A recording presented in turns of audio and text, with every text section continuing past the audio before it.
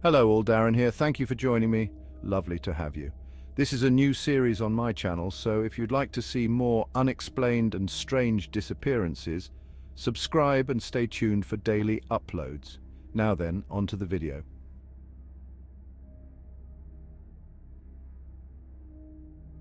There have been a couple of videos about this case, but no extensive write-up regarding the events surrounding Jeremy's disappearance. I found this case very interesting, as it isn't a straightforward case. This is my first write-up, so please feel free to give me feedback.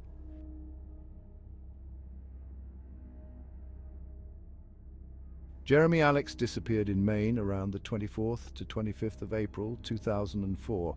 Jeremy was 28, Caucasian male, brown hair and eyes, 5'7" and 150 pounds. He had recently moved to Northport to live with his girlfriend, Suzanne, of 3 years. During this time, Suzanne was living in a different residence in Northport, soon to move into the house. The items Jeremy was known to have on person were a red backpack, olive green Timberland sweatshirt, blue jeans and black Puma footwear size 8.5. If alive, Jeremy would be 44 years old. Jeremy was described as a free spirit and caring guy who was close with his family. Up until his disappearance, his parents thought things were going well in his life. He had a girlfriend of 3 years, and they were moving in together. Though he was described as having a troubled youth, through his 20s he became a well-put-together man who grew close with his loved ones.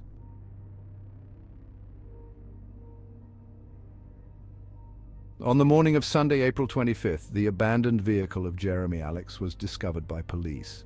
Ted, Jeremy's father, received a missed call and voicemail from Jeremy's mobile. The voicemail, though, wasn't from Jeremy, but from the police asking Ted to call them. Ted called to receive the news regarding what the police had found, asking him to head down to their station.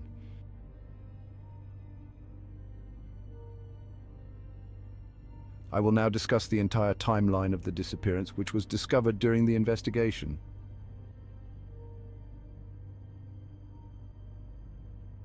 Saturday, April 24th, 2004.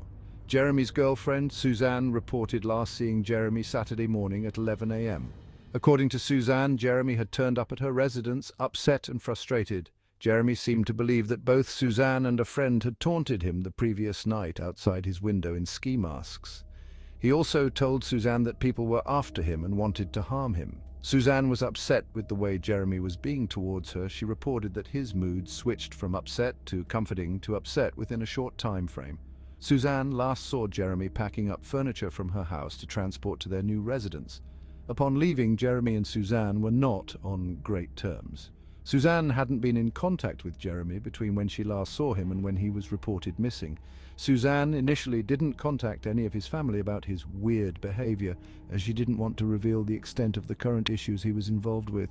According to Suzanne, Jeremy had been using drugs leading up to his disappearance. Therefore, she believed the behavior was a result of that. A friend of Jeremy's reported that she was with Jeremy Friday, April 23rd, where they used both cocaine and heroin. She stated that she knew Jeremy was getting out of control with his use and needed to stop. This fits with the story that Suzanne described. Around midday of April 24th, Jeremy was spotted by a motorist traveling along Pound Hill Road. She noted that Jeremy was talking to 2 men who were in a red pickup. This was an interesting detail, as Jeremy's car was discovered nearby this spot, and this road was known for drug dealing. Around 5:20 p.m. on Saturday, April 24th, a previous high school teacher of Jeremy's spots him acting strangely in her garden. Apparently, he abruptly exited the woods and appeared to be panicking. Both herself and her husband approached Jeremy to find him clutching money, behaving erratically, and stating that bad guys were going to hurt him. The couple tried to restrain Jeremy and get him help, but he took off into the woods. The authorities were contacted regarding this matter, but unfortunately no follow-up or family notification occurred until Monday morning. After leaving the residence of his former school teacher, he was spotted by a woman who was driving along Route 1. He was spotted crossing over the road ahead of her. After she passed him, she checked her rear-view mirror, noticing Jeremy crossing back over.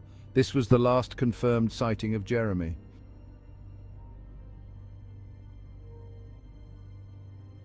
Sunday, April 25th, 2004. On Sunday, April 25th, Jeremy's car was discovered as explained above. His car was in a small parking area off Pound Hill Road. His keys and phone were located inside the vehicle. This is when police alert Ted. Ted didn't arrive until the morning of April 26th as he lived further away. Some of the details here become choppy, but from information I gathered, it is suggested. Suzanne was also notified that Jeremy had disappeared and his car was discovered. She decided to go check the house they were moving into.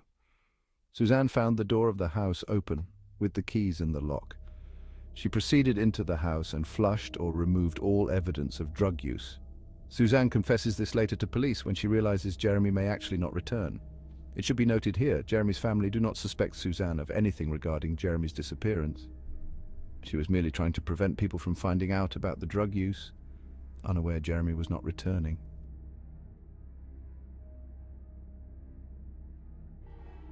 Monday, the 26th of April, 2004. On this day, a widespread search of the woods around Pound Hill Road was conducted. This search included multiple volunteers, officers, the dog unit, and tracking systems to eliminate searched areas.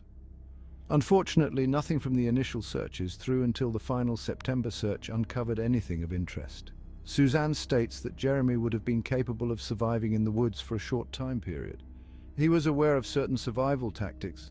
As ongoing searches throughout a large portion of the woods turned up nothing, Jeremy's family suspect less that he became lost, and more that he became a victim of foul play.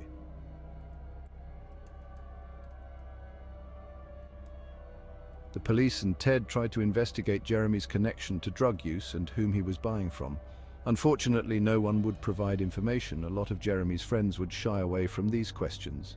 Jeremy's parents continued to keep Jeremy in the media, online, and through posters on the street. They even offered a $20,000 reward for any information that would lead to Jeremy. This resulted in Ted receiving lots of false tips as to his son's whereabouts. He investigated these tips, with many suggesting Jeremy had been murdered, with the location of the body given. None of these tips uncovered anything.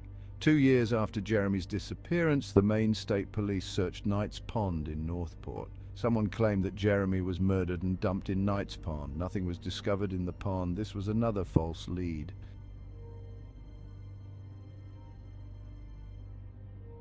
April 2008.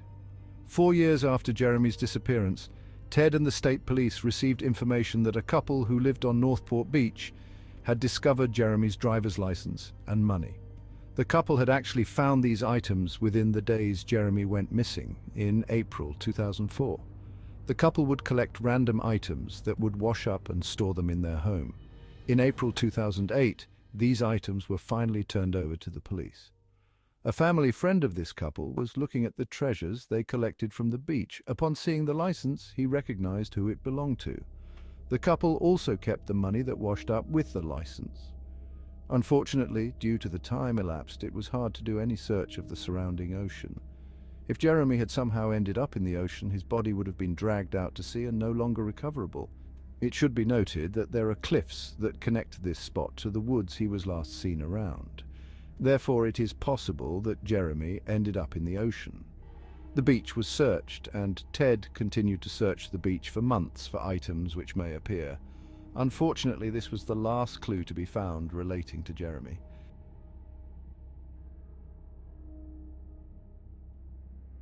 Some current theories: Jeremy was murdered due to a drug deal gone wrong, or drug debt. Maybe his body was dumped or his possessions off a cliff into the ocean, hence why his license and money were found on the Northport beach.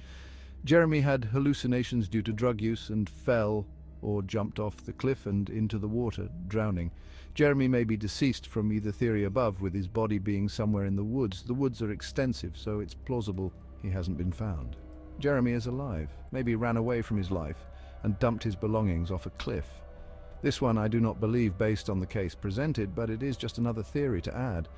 Sometimes the family discusses the idea of foul play, as it is easier to accept than something like suicide or drug-related death. Not noticing the early warning signs for those with mental health issues or drug addiction can result in severe guilt if that person passes as a result. I still feel foul play is possible, but I also feel it's very possible he died as a result of his delusional state.